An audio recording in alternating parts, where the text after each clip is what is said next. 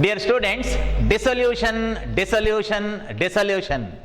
Our explanation and discussion in the chapter that is dissolution of partnership firm. In previous videos, we discussed about the preparation of realization account in the time of dissolution of partnership firm. Student, welcome to this video class of today. See, to prepare realization account, there are 7 steps. Okay, 7 step ಇದೆ realization account ಅನ್ನ ಮಾಡಬೇಕಾದ್ರೆ. First one, transfer of assets to realization account. Realization account ಗೆ asset ಗಳನ್ನ transfer ಮಾಡಬೇಕು. Here transfer of asset practically means in the time of sale of any asset we have to hand over the right of the property of asset. Thereafter we can receive the cash. ನಮ್ಮ ಮನೆಯಲ್ಲಿರುವಂತಹ ಒಂದು TV set ಅನ್ನ ಮಾರಾಟ ಮಾಡಬೇಕಾದ್ರೆ ಟಿವಿಯನ್ನು ಬೇರೆಯವರಿಗೆ ಕೊಡಬೇಕು, ಆನಂತರ ನಾವು ಹಣವನ್ನು ಪಡಿಬೇಕು. ಆಮೇಲೆ ಕರೆಕ್ಟ್, ಟಿವಿಯನ್ನು ಸೇಲ್ ಮಾಡೋದಂತಂದ್ರೆ ಹಣವನ್ನು ಮಾತ್ರ ಪಡೆಯುವುದಲ್ವಲ್ಲ, ಟಿವಿ ಸೆಟ್ ಅನ್ನು ಕೊಡಬೇಕಲ್ಲ. ಸೊ ಆ ಕೊಡುವಂತದ್ದಕ್ಕೆ ಹ್ಯಾಂಡ್ ಓವರ್ ಮಾಡೋದಕ್ಕೆ, so that is called transfer of share. For example, ನಮ್ಮಪ್ಪ ಮನೆಯಲ್ಲಿ ಬೆಳೆದಂತಹ ಅಡಿಕೆಯನ್ನು ತೆಂಗಿನಕಾಯಿಯನ್ನು ಮಾರ್ತಾನೆ ಅಂತ ಇದ್ರೆ ಫಸ್ಟ್ ಸೊ ಅವರು ಅಡಿಕೆ ಅಥವಾ ತೆಂಗಿನಕಾಯಿಯನ್ನು ಕೊಡಬೇಕು, ಮತ್ತೆ ದುಡ್ಡನ್ನು ರಿಸೀವ್ ಮಾಡಬೇಕು. ಗೋಡೌನಲ್ಲಿ ಅಡಿಕೆಯನ್ನು ಇಟ್ಟುಕೊಂಡೇ ದುಡ್ಡು ರಿಸೀವ್ ಮಾಡೋದಲ್ಲ ಅಲ್ವಾ. I mean, as far as a business transaction is concerned, there are 2 aspects. One receiving aspect, another one is a giving aspect. Here transfer of asset means that is giving aspect. So we have to hand over the property of asset.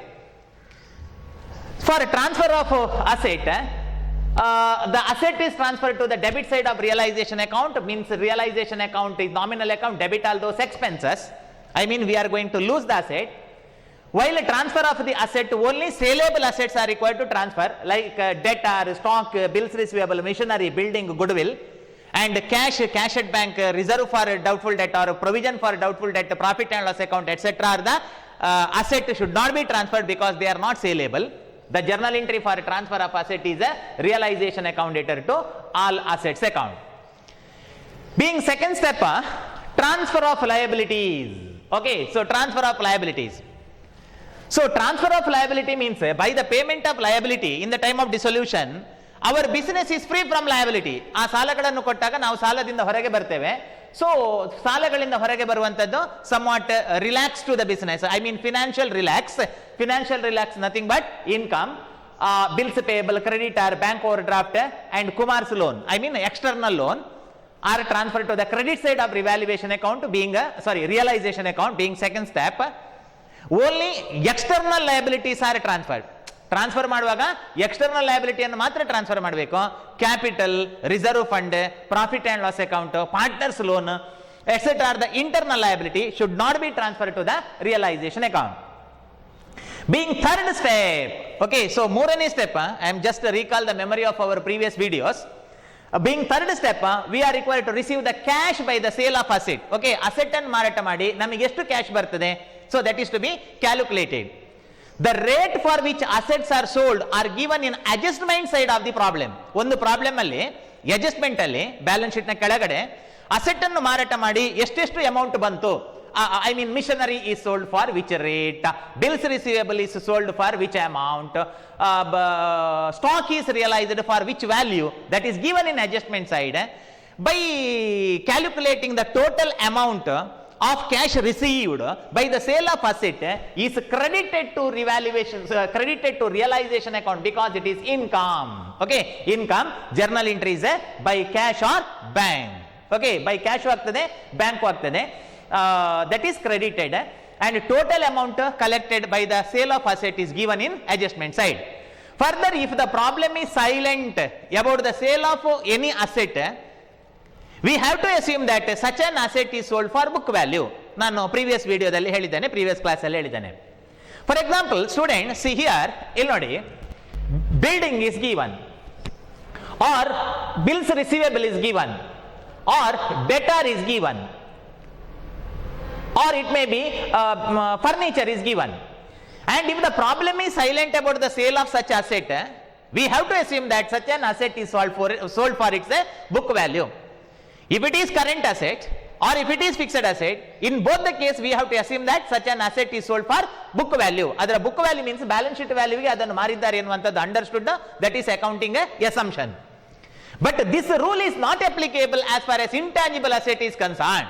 Intangible assets like goodwill, copyright, patent, trademark is concerned. If the problem is silent about the sale of the same, we have to assume that such an asset is not sold, it is worthless, because intangible assets are not having any one physical structure or physical existence. Therefore, it is not possible to prove the existence of the intangible asset.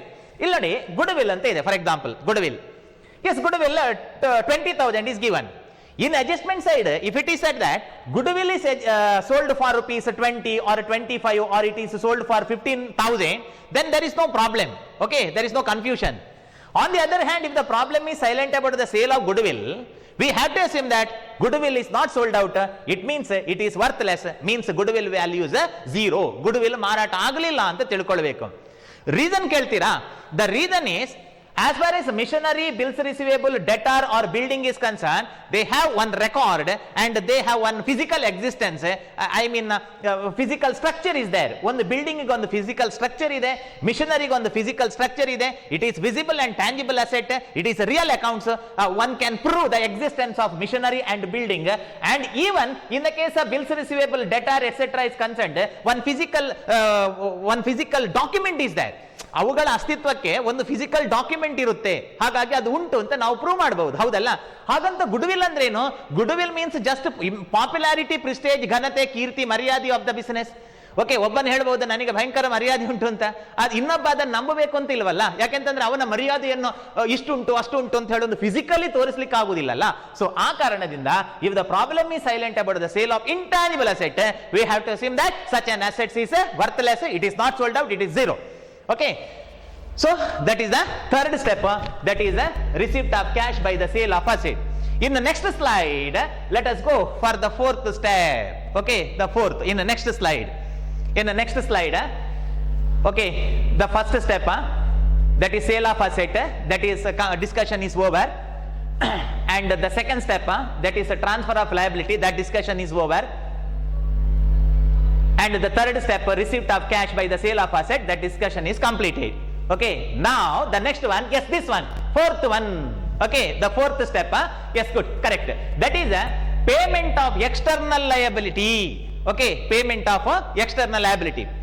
Student, being second step, we transfer the liability. See here, we transfer the bills payable, we transfer the creditor, we transfer the bank overdraft, we transfer the Kumar's loan, external liabilities. Okay, so external liability ಅನ್ನು ನಾವು transfer ಮಾಡಿದ್ದೇವೆ. So after transfer, next payment of external liability, we have to pay the external liabilities.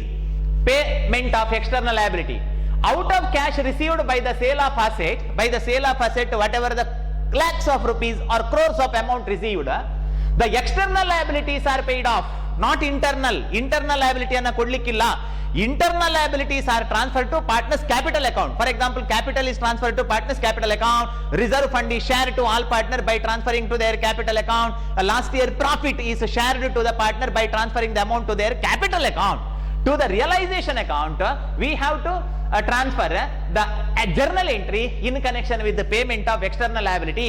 Out of cash received by the sale of asset, ಆಸ್ತಿಯನ್ನು ಮಾರಾಟ ಮಾಡಿ ಬಂದ ಹಣದಿಂದ external liabilities are paid. ಹೊರಗಿನವರಿಗೆ ಕೊಡಬೇಕಾದ ಸಾಲ, ಎಕ್ಸ್ಟರ್ನಲ್, ಹೊರಗಿನವರಿಗೆ ಕೊಡಬೇಕಾದ ಸಾಲಗಳನ್ನು ಕೊಟ್ಟು ಮುಗಿಸಬೇಕು, paid off, ಕೊಟ್ಟು ಮುಗಿಸಬೇಕು.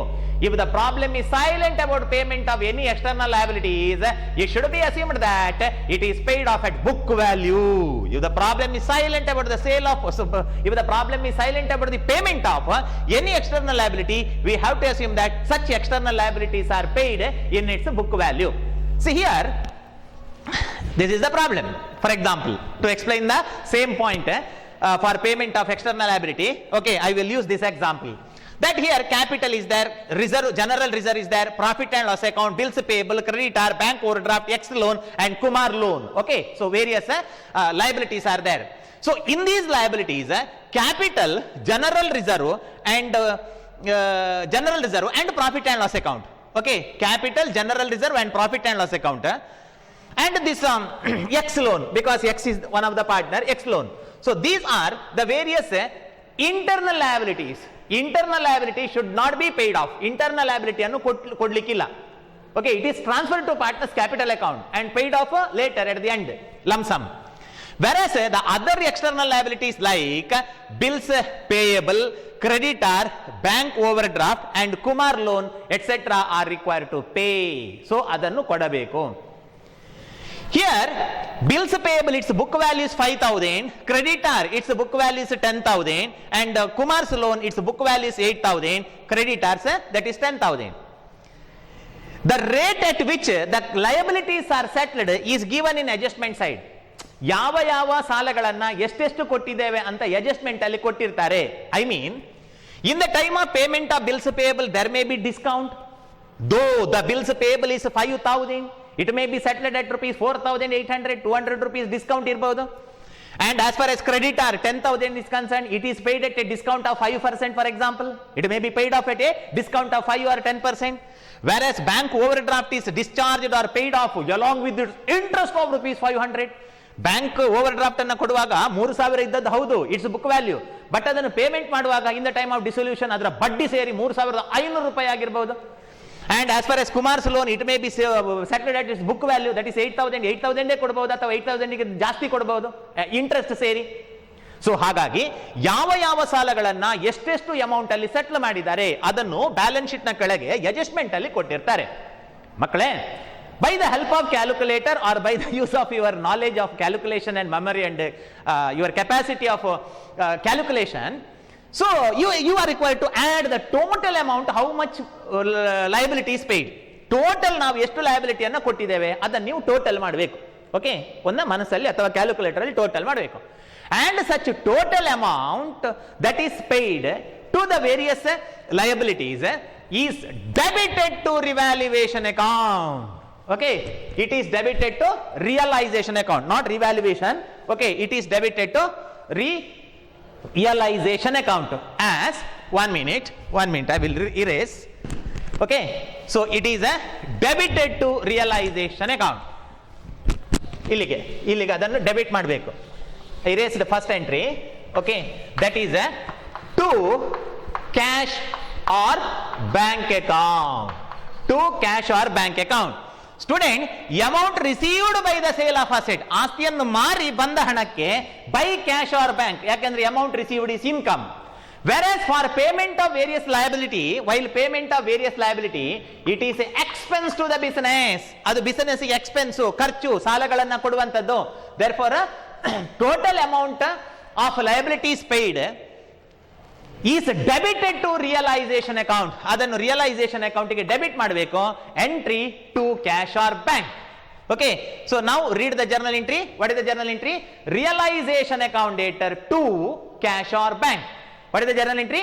Realization account dater to cash or bank. See here, realization account dater to cash or bank. So this is the journal entry for payment of a liability. As I said earlier, in this chapter, one journal entry is asked for 2 marks. ಈ chapter ಅಲ್ಲಿ ಒಂದು journal entry ಕೇಳ್ತಾರೆ ಥಿಯರಿಯಲ್ಲಿ 2 ಮಾರ್ಕಿಗೆ. Okay, so ಹಾಗಾಗಿ ಪ್ರತಿ journal ಎಂಟ್ರಿಗಳನ್ನ ಸರಿಯಾಗಿ ನೋಡ್ಕೊಳ್ಳಿ. The journal entry for payment of external liabilities, realisation account debtor to cash or bank. Realization account is nominal account. In the case of nominal account, debit all those expenses and losses. Yes, payment of liability is expense, therefore debited. Cash is real account. So in the time of payment of liability, cash goes out. In the case of real account, credit to what goes out, that is cash goes out. Or bank is the credit the giver. In the case of personal account, bank is personal account. In the case of personal account, credit the giver, that is the bank is the giver of benefit. ನಾವು driver ಇಂದ ಹಣ ಕೊಟ್ಟರೆ to cash, ಅಥವಾ ಬ್ಯಾಂಕಿನಿಂದ ಕೊಟ್ಟಿದ್ದೇವೆ ಅಂತಂದ್ರೆ bank balance ಇಂದ ಕೊಟ್ಟಿದ್ದೇವೆ ಅಂತಂದ್ರೆ to bank. So it depends either cash or bank. So this is the journal entry.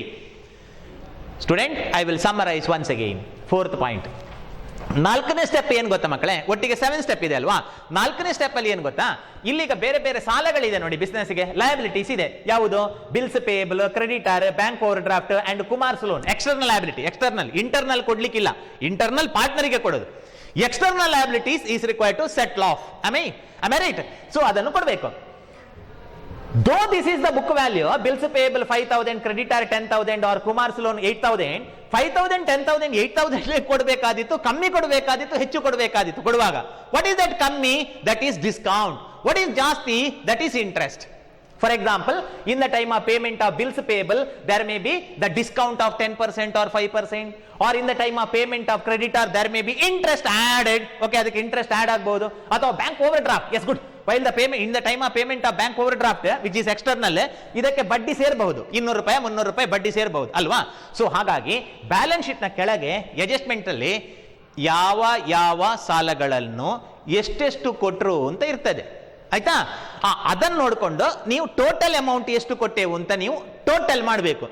Okay, so bills payable ಎಷ್ಟಕ್ಕೆ ಸೆಟಲ್ ಮಾಡಿದ್ರು, ಕ್ರೆಡಿಟರ್ ಎಷ್ಟಕ್ಕೆ ಸೆಟಲ್ ಮಾಡಿದ್ದು, ಬ್ಯಾಂಕ್ ಓವರ್ ಡ್ರಾಫ್ಟ್ ಎಷ್ಟು ಸೆಟಲ್ ಮಾಡಿದ್ದು, ಕುಮಾರ್ಸ್ ಲೋನ್ ಎಷ್ಟಕ್ಕೆ ಸೆಟಲ್ ಮಾಡಿದ್ದು, it is settled for what amount, it is totalled calculated by the reference of adjustment, and total amount of liability paid is debited to revaluation account. That is the fourth step. Okay, so debited to realization account, not revaluation, realization account ಗೆ debit ಮಾಡಬೇಕು.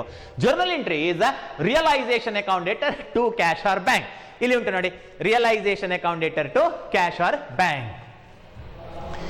ಈ ತರ adjust ಮಾಡುವಾಗ, if the problem is silent about the payment of any external liability, we have to assume that such an liabilities are paid in its book value. That is the important note. Adanne illi heliddu, if problem is silent about payment of any external liability, it should be assumed that it is paid in book value. Andre, for example, here bills payable is there, ಇಲ್ಲಿ bills payable ಇದೆ, or bank overdraft is there, or Kumar's loan is there. If the problem is silent about the payment of same in adjustment side, then we have to assume that such an liabilities are paid in its book value because it is external liability. ಮಕ್ಕಳೇ, ಹೊರಗಿನವರ ಸಾಲವನ್ನು ಕೊಡದಿದ್ರೆ ಆಗ್ತದ? ಹೊರಗಿನವರ ಸಾಲವನ್ನು ಕೊಟ್ಟಿದ ಇಲ್ಲೋ ಅಂತ ಹೇಳಿದ್ರೆ ಕೊಟ್ಟಿದೆ ಅಂತ ಅರ್ಥ. ಓಕೆ, ಸೊ ಅವರೇನು ನಮ್ಮ ಮಾವನ ಮಕ್ಕಳ ಕೊಡದಿರ್ಲಿಕ್ಕೆ, ಹೌದಲ್ಲ. ಸೊ ಅದನ್ನು ಕೊಡ್ಲೇಬೇಕು, ಅತ್ತೆ ಮಕ್ಕಳು ಅಲ್ಲ, ಮಾವನ ಮಕ್ಕಳು ಅಲ್ಲ ಅಲ್ವಾ. ಸೊ ಹಾಗಾಗಿ ಅದನ್ನು ಕೊಡ್ಲೇಬೇಕು. ಐ ಮೀನ್ ಇಲ್ಲಿಗ ಬ್ಯಾಂಕ್ ಓವರ್ ಡ್ರಾಫ್ಟ್ 3,000 ರೂಪಾಯಿ ಇದೆ.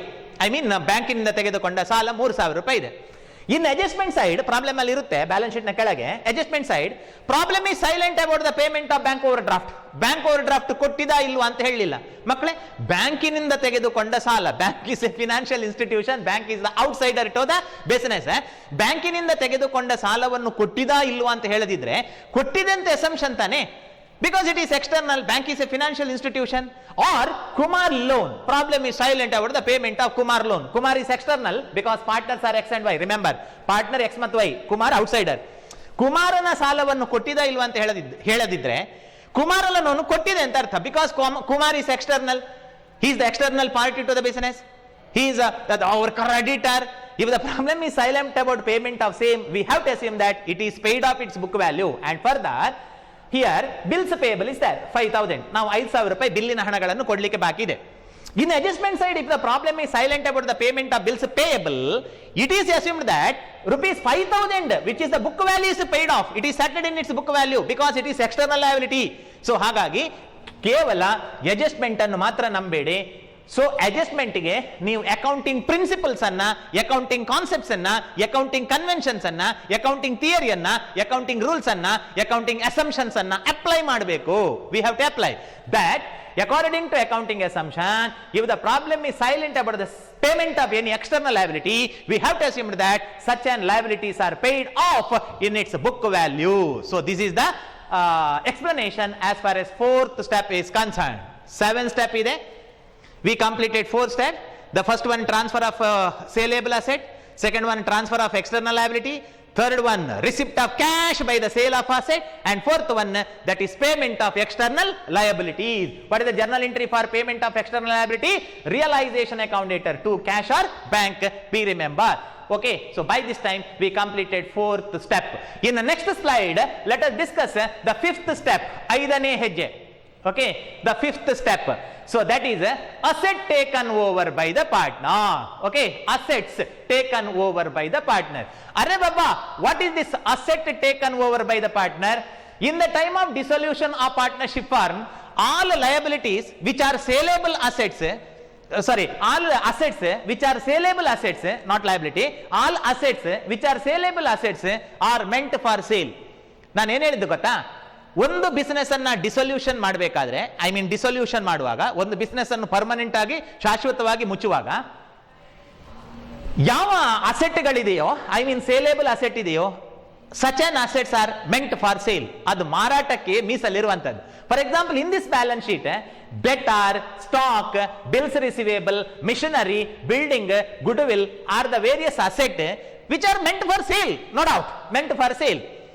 Though such an assets are meant for sale, a business is able to sell such an asset and thereby business can receive the cash by the sale of such asset. But sometime, because of personal interest of the partner over any asset, instead of sale, partner may agree to take the same for their personal use. ಅರ್ಥ ಆಯ್ತಾ? Bills receivable ಇದೆ, missionary ಇದೆ, building ಇದೆ, furniture ಇದೆ, stock ಇದೆ, debtor ಇದೆ, ಈ ಎಲ್ಲ ಅಸೆಟ್ಗಳಿದೆ. ಇದೆಲ್ಲವೂ ಕೂಡ ಮಾರಾಟಕ್ಕೆ ಇರುವಂತದ್ದು, ಅದರಲ್ಲಿ ಸಂಶಯ ಇಲ್ಲ. ಆದರೆ ಕೆಲವು ಸಲ ಯಾವುದೋ ಒಂದು ಅಸೆಟ್ನ ಮೇಲೆ, ಯಾವುದೇ ಒಂದು ಅಸೆಟ್ ಅನ್ನ ಪಾರ್ಟ್ನರ್ ತನ್ನ ಪರ್ಸನಲ್ ಯೂಸಿಗೆ ಬೇಕು, ಹಾಗಾಗಿ ಅದನ್ನು ಮಾರುವುದು ಬೇಡ, ಅದನ್ನು ನಾನು ತೆಕೊಂಡು ಹೋಗ್ತೇನೆ, ನನ್ನ ಮನೆಗೆ ಅದು ಬೇಕು ಅಂತ ಅವ ತೆಕೊಂಡು ಹೋಗ್ಬಹುದು. ಆವಾಗ what is the adjustment? That is the topic, that is the asset taken over by the partner. Assets taken over by the partner. I hope you understood what is the heading. Okay, journal entry ಮತ್ತೆ study ಮಾಡುವ. Topic ನ heading ಏನು ಅಂತ ಅರ್ಥ ಆಯ್ತು ಅಂತ ಅನ್ಕೊಳ್ತೇನೆ. S ಮಕ್ಕಳೇ, dissolution ಅಂದ್ರೆ ಇಡೀ ಬಿಸಿನೆಸ್ ಅನ್ನ ಮುಚ್ಚುವುದು, ಹೌದಲ್ಲ? ಸೊ ಒಂದು ಬಿಸಿನೆಸ್ ಅನ್ನ ಕಂಪ್ಲೀಟ್ ಆಗಿ ಶಾಶ್ವತವಾಗಿ ಮುಚ್ಚುವಾಗ ಎಲ್ಲ ಅಸೆಟ್ಗಳನ್ನ ಮಾರಬೇಕು. Am I correct? ಅದನ್ನ ಸೇಲ್ ಮಾಡಬೇಕು. ಇಲ್ಲಿ ಯಾವುದೆಲ್ಲ ಅಸೆಟ್ ಇದೆ? Debtor is saleable asset, stock is saleable asset, bills receivable saleable asset, machinery saleable asset, building saleable asset, goodwill also saleable asset, goodwill also saleable, and further furniture ಇಲ್ಲಿ ಇರ್ತಿದ್ರೆ furniture also saleable. Okay, so ಆ ಎಲ್ಲ ಅಸೆಟ್ಗಳನ್ನು ನಾವು ಮಾರಾಟಕ್ಕೆ ಅಂತ ಇಟ್ಟಿದ್ದೇವೆ.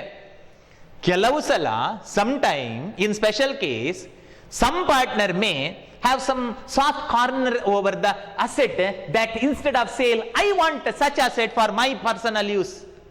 ಆ ಅಸೆಟ್ ಅನ್ನು ಮಾರುವುದು ಬೇಡ. ಫಾರ್ ಎಕ್ಸಾಂಪಲ್, ನಾನೇ ಒಬ್ಬ ಪಾರ್ಟ್ನರ್ ಆದ್ರೆ ಈ ಟೇಬಲ್ ಇದು ಸೇಲಿಗೆ ಇದೆ, ಹೌದಲ್ವಾ? In the time of dissolution such and table is meant for sale. ನನಗನಿಸಬಹುದು, ಬೀಯಿಂಗ್ ಎ ಪಾರ್ಟ್ನರ್, ಅಯ್ಯೋ ದೇವ್ರೆ, ಇಷ್ಟು ಚಂದ ಕಂಡೀಷನ್ ನಲ್ಲಿರುವಂತಹ ಫರ್ನಿಚರ್ ಅನ್ನ, ಐ ಮೀನ್ ಟೇಬಲ್ ಅನ್ನ ಯಾಕೆ ಮಾರಬೇಕು? ಇದು ನನ್ನ ಮನೆಗೆ ಬೇಕು ಅಂತ ನಾನು ಪಾರ್ಟ್ನರ್ ಆಗಿ ತಗೊಂಡೋದ್ರೆ what is the adjustment? Asset taken over by the partner. So that is the topic. Whenever asset taken over by the partner in the time of dissolution for his personal use, partner is not required to pay real cash in the time of taking the asset for his personal use. Our real cash ಕೊಡಬೇಕು ಅಂತ ಇಲ್ಲ. But it is not free to him. ಮಕ್ಕಳೇ, in the time of dissolution, if assets are taken over by the partner and if it is free gift to the partner, what will happen? Question ಅರ್ಥ ಆಯ್ತಾ? ಈಗ ನೋಡಿ, 3 ಜನ partner ಇದ್ದಾರೆ ಅಂತ ಇಟ್ಕೊಳ್ಳ. 3 ಜನ partner ಇದ್ದಾರೆ, ತುಂಬಾ ಅಸೆಟ್ಗಳಿದೆ. ಅದನ್ನು ಅವ್ರು ಪರ್ಸನಲ್ ಯೂಸಿಗೆ ತಕೊಂಡು ಹೋದಾಗ ಅದು ಫ್ರೀ ಅಂತ ಅನಿಸಿದ್ರೆ, ಅದಕ್ಕೇನು ಅವರು ಕೊಡ್ಲಿಕ್ಕಿಲ್ಲ ಅಂತಂದ್ರೆ ಬಹುಶಃ ಮಾರಾಟಕ್ಕೆ ಏನು ಸಿಗ್ತಿರ್ಲಿಲ್ಲ, ಹೌದಲ್ಲ? ಅದು ನನಗೆ ಬೇಕು, ಇದು ಮತ್ತೊಂದು ಬೇಕು, ಇನ್ನೊಂದು ಬೇಕು ಅಂತ ಹೇಳಿ ಎಲ್ಲರೂ ಬಿಲ್ಡಿಂಗ್ ಅನ್ನು, ಬಹುಶಃ ಫೌಂಡೇಶನ್ ಅನ್ನು ಕೂಡ ಎತ್ತಿಕೊಂಡು ಹೋಗ್ತಿದ್ರೇನು, ಫ್ರೀ ಅಂತ ಅನಿಸಿದ್ರೆ. ಹಾಗಾಗಿ ಅದು ಫ್ರೀ ಅಲ್ಲ, but partner not required to pay real cash. ಹಾಗಾದ್ರೆ ಏನಾಗ್ತದೆ? ಏನಾಗಬಹುದು? What may be the adjustment? ಅರ್ಥ ಆಯ್ತಾ? In the time of dissolution, if assets are taken over by the partner for their personal use, it is not a free gift to the partner from the business ಅವರಿಗೆ ಕೊಡುವಂತಹ gift ಅಲ್ಲ. ಒಂದು ವೇಳೆ gift ಆಗ್ತಿದ್ರೆ, free ಆಗ್ತಿದ್ರೆ ಆಯ್ತಾ, ಯಾವ ಅಸೆಟ್ಗಳು ಸಿಗ್ತಿರ್ಲಿಲ್ಲ ಮಾರಾಟಕ್ಕೆ. Am I right? For example, in the case of business, building is there, or fittings, fan ಅಥವಾ furniture, or machinery, or vehicle, or stock or the various asset. If an asset taken over by the partner is a free gift to them, then one partner may take furniture, another partner may take building, another partner may take furniture, another partner may take stock. So like that, each and every assets may taken over by the partner and there may not any asset for sale. ಮಾರಾಟ ಮಾಡಲಿಕ್ಕೆ ಯಾವುದೇ ಅಸೆಟ್ಗಳು ಸಿಗ್ತಾ ಇರಲಿಲ್ಲ.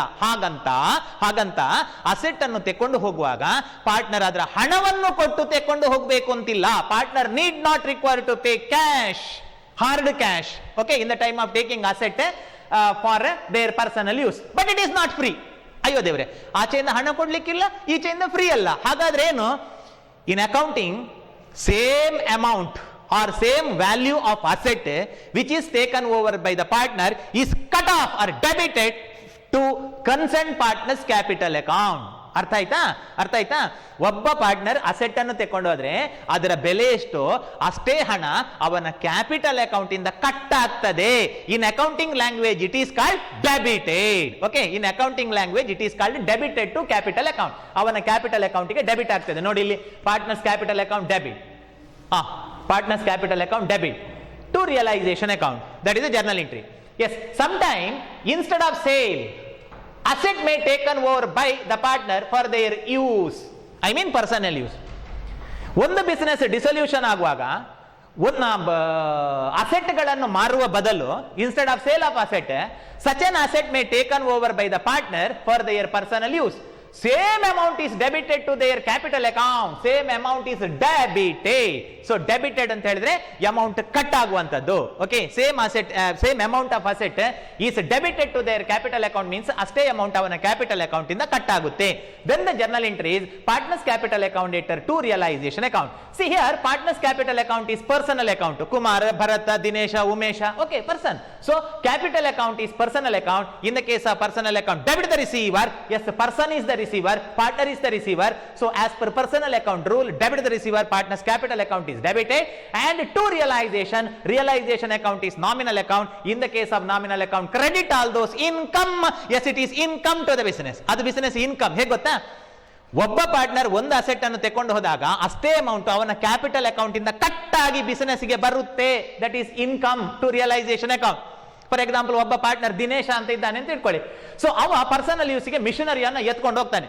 So ಆವಾಗ it is not free to him, ಅವನಿಗೆ free ಅಲ್ಲ. ಹಾಗಂತ Dinesh need not require to pay the cash for the same asset. ಅದರ ಕ್ಯಾಶ್ ಅನ್ನು ಕೊಡ್ಲಿಕ್ಕಿಲ್ಲ. What is the value of machinery? That is 50,000. In what value it is taken over by Dinesh? It may be 50 or 55 or it may be 45, I don't know, which is given in adjustment. And same amount of machinery, same amount of value of machinery is debited to his capital account. Dinesha partner avana account inda capital account inda cut agi ಆ amount business ಗೆ ಬರುತ್ತೆ. ಆವಾಗ partners capital account, okay, so partners capital account, so that is debited because he is the receiver. But ಈ ಒಂದು actual problem work out ಮಾಡೋಗಿ partners capital account ಅಂತ ಬರೆಯುವುದಲ್ಲ. So we have to write actual partners name, that is Dinesh capital account ಅಂತ ಬರೀಬೇಕು. This is theory. In the case of theory it is said partner, but ಆ partner ಯಾರು? So ಅವನ ಹೆಸರನ್ನೇ ಬರೀಬೇಕು. That is for in my example Dinesh capital account debtor to realisation account. In such a way we have to right. ಅರ್ಥ ಆಯ್ತಾ? I repeat and summarize. The fifth adjustment is, in the time of dissolution of asset, no doubt, in the time of dissolution of business, no doubt that all assets are meant for sale. ಎಲ್ಲ ಅಸೆಟ್ಗಳು ಸೇಲಿಗೆ ಇರುವಂತದ್ದು, ಅದರಲ್ಲಿ ಡೌಟೇ ಇಲ್ಲ. ಆದ್ರೆ ಕೆಲವು ಸಲ ಕೆಲವು partner ಒಂದು asset ಅನ್ನ ನೋಡಿ, ಅಯ್ಯೋ ದೇವರೇ, ಆ ಅಸೆಟ್ ಅಷ್ಟು ಚೆನ್ನಾಗಿದೆ, ಆ ಬಿಲ್ಡಿಂಗ್ ಅಷ್ಟು ಚೆನ್ನಾಗಿದೆ, ಇದನ್ನು ಮಾರುದಾ? ಇಲ್ಲ, ಅದು ನನಗೆ ಬೇಕು. ಓ, ಮಿಷನರಿ ಅಷ್ಟು ಚೆನ್ನಾಗಿದೆ, ಅದನ್ನು ಮಾರುದಾ? ಇಲ್ಲ, ಅದು ನನಗೆ ಬೇಕು ಅಂತ ಪಾರ್ಟ್ನರ್ ಅದನ್ನು ಇಷ್ಟಪಡಬಹುದು ಮನೆಗೆ ತಕೊಂಡು ಹೋಗ್ಲಿಕ್ಕೆ, ಪರ್ಸನಲ್ ಯೂಸಿಗೆ. ಆವಾಗ ಅವರಿಗೆ ಫ್ರೀ ಅಲ್ಲ ಅದು. ಆಯ್ತಾ? ಫ್ರೀ ಆಗ್ತಿದ್ರೆ ಒಬ್ಬರು ಒಂದೊಂದು ತಕೊಂಡು ಹೋಗ್ತಿದ್ರು, ಯಾವುದು ಮಾರಾಟಕ್ಕೆ ಸಿಗ್ತಿರ್ಲಿಲ್ಲ. ಹೌದಲ್ಲ? ಫ್ರೀ ಅಲ್ಲ. ಹಾಗಂತ ಅವರು ಕ್ಯಾಶ್ ಕೊಡ್ಲಿಕ್ಕಿಲ್ಲ. ನೋಡಿ ಇಲ್ಲಿ ಕ್ಯಾಶ್ ಕೊಡ್ಲಿಕ್ಕಿಲ್ಲ. ಹಾಗಾದ್ರೆ what is the adjustment? The adjustment is same amount of asset taken over by the partner is debited cut off from their capital account. ಅವರ ಕ್ಯಾಪಿಟಲ್ ಅಕೌಂಟ್ ಇಂದ ಕಟ್ ಆಗಿ ಆ ಅಮೌಂಟ್ ಬಿಸಿನೆಸ್ ಗೆ ಬರುತ್ತೆ. That is the adjustment. ಆಯ್ತಾ? So ಯಾವ asset ಅನ್ನು ತೆಕೊಂಡು ಹೋಗಿದ್ದಾರೆ ಯಾರು ಅಂತ ಅಡ್ಜಸ್ಟ್ಮೆಂಟ್ ಅಲ್ಲಿ ಕೊಟ್ಟಿರ್ತಾರೆ. In the problem it is given. Okay, for example, Kumar took over machinery, Bharat took over building. Bharat building ಅನ್ನು ತೆಕೊಂಡು ಹೋಗಿದ್ದಾನೆ. ಮಕ್ಕಳೇ, ಭರತ್ ಬಿಲ್ಡಿಂಗ್ ಅನ್ನು ತೆಕೊಂಡು ಹೋಗಿದ್ದಾನೆ ಅಂತ ಬಿಲ್ಡಿಂಗ್ ಅನ್ನು ಎತ್ತಿಕೊಂಡು ಹೋಗುದಲ್ಲ, ಆಯ್ತಾ? ಅದರ ಓನರ್ಶಿಪ್ ತೆಕೊಂಡಿದ್ದಾನೆ ಅಂತ. ಆಯ್ತಾ? ಇನ್ನು ನೀವು ಭರತ್ ಬಿಲ್ಡಿಂಗ್ ಅನ್ನು ತೆಕೊಂಡು ಹೋಗಿದ್ದಾನೆ ಅಂತಂದ್ರೆ, ಅಯ್ಯೋ ದೇವರೇ, ಭರತ್ ಅವನ ಸಾಮರ್ಥ್ಯ ಆಗಬಹುದು ಅಂತ ಹೇಳಿ ಅವ ಅದ್ಭುತ ಅಂತ ಹೇಳ್ಬೇಡಿ. ಬಿಲ್ಡಿಂಗ್ ಅನ್ನು ಎತ್ತಿಕೊಂಡು ಹೋಗಿದ್ದಾನೆ ಅಂತ ಅದ್ರ ಅರ್ಥ ಅಲ್ಲ. ಬಿಲ್ಡಿಂಗ್ ಅನ್ನು ತನ್ನ ಓನರ್ಶಿಪ್ ಗೆ ತೆಕೊಂಡಿದ್ದಾನೆ ಅಂತ ಅರ್ಥ. Yes, anyhow, if the asset taken over by the partner, then that amount is debited to their capital account, that is partners capital account later to realisation account. ಈ journal ಎಂಟ್ರಿಯ ಪ್ರಕಾರ ಏನಾಯ್ತು ಗೊತ್ತಾ ಮಕ್ಕಳೇ? ಪಾರ್ಟ್ನರ್ನ ಕ್ಯಾಪಿಟಲ್ ಅಕೌಂಟ್ ಇಂದ amount cut ಆಯಿತು.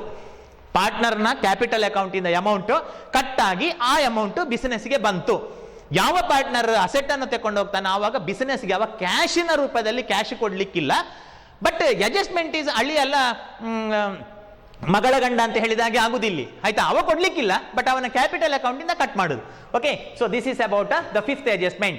ನಾವು let us take in the next slide the next adjustment, I mean sixth one, the sixth adjustment in the time of dissolution of partnership firm, that is liabilities paid by the partner. Okay, so liabilities paid by the partner. Previous case is asset taken over by the partner. The present one, that is liabilities paid by the partner. What is that? Liabilities paid by the partner. In the time of dissolution of partnership firm, all liabilities should be paid by the business, no doubt. All liability should be paid by the business. What liability? External liability. What are the external liability? It may be bills payable, creditor, bank overdraft, external loan, external parties loan, etc. should be filled by or paid by the business, no doubt in it. ಒಂದು business dissolution ಆಗುವಾಗ ಏನೆಲ್ಲ ಸಾಲಗಳುಂಟು ಅದನ್ನು business ಕೊಡಬೇಕು ಸಾಮಾನ್ಯವಾಗಿ, ಹೌದಲ್ಲ? ಆದರೆ in some time because of technical reason or because of special reason, partner may agree to pay the liabilities, to pay the liability. For example, ಒಬ್ಬ ಪಾರ್ಟ್ನರ್ ಇದ್ದಾನೆ, ಆ ಪಾರ್ಟ್ನರ್ ಬ್ಯಾಂಕ್ ಓವರ್ ಡ್ರಾಫ್ಟ್ ಅನ್ನು ನಾನು ಕೊಡ್ತೇನೆ ಅಂತ ಹೇಳ್ಬಹುದು because of technical reason. Or another partner may agree to pay the bills payable. Actually liability ಯಾರು ಕೊಡಬೇಕು ಮಕ್ಕಳೇ? ಬಿಸ್ನೆಸ್ ನ ಲಯಬಿಲಿಟಿ ಯಾರು ಕೊಡಬೇಕು? ಬಿಸ್ನೆಸ್ ಲಯಬಿಲಿಟಿ ಬಿಸ್ನೆಸ್ ಕೊಡಬೇಕು, ಹೌದಲ್ಲ? ಆದ್ರೆ ಕೆಲವು ಸಲ ಪಾರ್ಟ್ನರ್ ಹೇಳ್ಬಹುದು ನಾನ್ ಕೊಡ್ತೇನೆ ಅಂತ ಬಿಕಾಸ್ ಆಫ್ ಟೆಕ್ನಿಕಲ್ ರೀಸನ್. ಯಾಕೆಂತಂದ್ರೆ ಬಿಸ್ನೆಸ್ ನಲ್ಲಿ ಸಫಿಷಿಯಂಟ್ ಅಮೌಂಟ್ ಇಲ್ಲದಿದ್ರೆ ಅಥವಾ ರೆಡಿ ಕ್ಯಾಶ್ ಇಲ್ಲದಿದ್ರೆ, for example for payment of bank overdraft, ಈ business is not having ready cash in the time of dissolution, in such a case one of the partner may agree, may ಅವನ ಒಪ್ಪಬಹುದು ಅಂತ, ಒಪ್ಪಲೇಬೇಕು ಅಂತ ಏನಿಲ್ಲ, ಒಪ್ಪಬಹುದು ಆಯ್ತಾ, bank over draft ನಾನು ಕೊಡ್ತೇನೆ ಅಂತ. ಇನ್ನೊಬ್ಬ ಹೇಳ್ಬೋದು ಬಿಲ್ಸ್ ಪೇಯಬಲ್ ನಾನು ಕೊಡ್ತೇನೆ, ಅದನ್ನ ನಾನು ಕೊಡ್ತೇನೆ ಅಂತ ಒಬ್ಬ ಪಾರ್ಟ್ನರ್ ಒಪ್ಪಬಹುದು.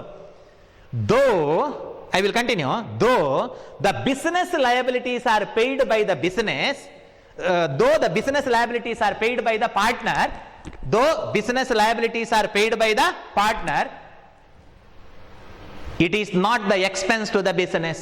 ಅದು ಬಿಸಿನೆಸ್ಗೆ ಎಕ್ಸ್ಪೆನ್ಸ್ ಆಗುವುದಿಲ್ಲ, or it is not the income to the business, because ultimately business is required to pay the amount to the partner. ಈಗ ಅವ ಕೊಡ್ತಾನೆ, now one of the partner will pay the business liability, now one of the partner may pay the business liability. Later business is required to credit the amount to his account. ಅವನ ಅಕೌಂಟಿಗೆ amount ಅನ್ನ credit ಮಾಡಬೇಕು, ಆಯ್ತಾ? So credit ಮಾಡಬೇಕು. So some time partner may pay the business liability for the technical reason. Same amount is credited to his capital account. ಅಷ್ಟೇ amount ಅವನ capital ಅಕೌಂಟಿಗೆ credit ಆಗ್ತದೆ. ಹಾಗಾದ್ರೆ though business liability paid by the partner, ultimately it is expense to the business. Ultimately it is expense to the business. Okay, so debit all those expense ಅಂತ ಆಗುತ್ತೆ. ಯಾಕೆಂತಂದ್ರೆ ಈಗ ಅವ ಕೊಡ್ತಾನೆ, ಹೌದು. For example business liability bank overdraft ಅನ್ನು mister X partner, okay, mister X partner ಕೊಟ್ರೆ ಅಷ್ಟೇ ಅಮೌಂಟ್ ಬಿಸಿನೆಸ್ ಅವನ ಕ್ಯಾಪಿಟಲ್ಗೆ ಆಡ್ ಮಾಡಬೇಕು. ಓಕೆ, ಅಷ್ಟೇ ಅಮೌಂಟ್ ಅನ್ನು ಬಿಸಿನೆಸ್ ಆಡ್ ಮಾಡಬೇಕು. Ultimately the final result is such and liabilities paid by the business only. Ultimate result ಏನು ಗೊತ್ತಾ? ಬಿಸಿನೆಸ್ ಕೊಟ್ಟ ಹಾಗಾಯ್ತಲ್ಲ. ನಾವು partner will pay the bank overdraft, partner will pay. Later business is required to pay the amount to the partner. Yes, therefore it is expense to the business. Therefore journal entry realization account dated to partner's capital account, concerned partner to partner's capital account. So this is the journal entry. See here, realization account dated to partner's capital account, realization account dated to partner's capital account. Here partner's capital account means while working out the actual problem we have to write the name of partner. Okay, ಇಲ್ಲಿ partner's capital account ಅಂತ ಬರೆಯುವುದಲ್ಲ, ಯಾರು partner, X Y or it may be Kumar, Bharat, so ಯಾರು ಅವನ ಹೆಸರನ್ನ ಬರೀಬೇಕು. So this is the journal entry for liabilities paid by the partner, that realization account dated to partner, capital account being liabilities taken over by the partner, I mean liabilities paid by the partner. And further, whenever asset taken over by the partner, it is income to the business. Previous journal entry, ಆಯ್ತಾ? Fifth step ಇದು, ಆಯ್ತಾ? So ಆವಾಗ by partners capital account, by partners capital account. ಇದು ಯಾವುದಕ್ಕೆ journal entry? Asset taken over by. ಯಾವಾಗ asset ಅನ್ನು partner ತಕೊಂಡು ಆವಾಗ ಅವನ ಅಕೌಂಟ್ ಇಂದ ಅಮೌಂಟ್ ಕಟ್ ಆಗಿ ಬಿಸಿನೆಸ್ಗೆ ಬರುತ್ತೆ, so income. whenever liability is paid by the partner, business is required to pay the amount to the partner's capital account. I mean business is required to credit the amount to his capital account. Yes, therefore realization account enter to partner's capital account, that is the journal entry. Aita student, till now we completed 6th step. Okay, 6 total 7 steps are there for the purpose of preparation of realization account.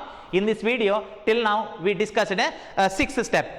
Okay, asset tekondu hodre his capital account is debited, partner capital account debited, liability kotre amount add agbekalva, so hagagi his partner's capital account is credited whenever liability is paid by. Okay, I hope you understood this step. From next class onwards, okay, I will continue from 7th step. That's all. Take care. Thank you.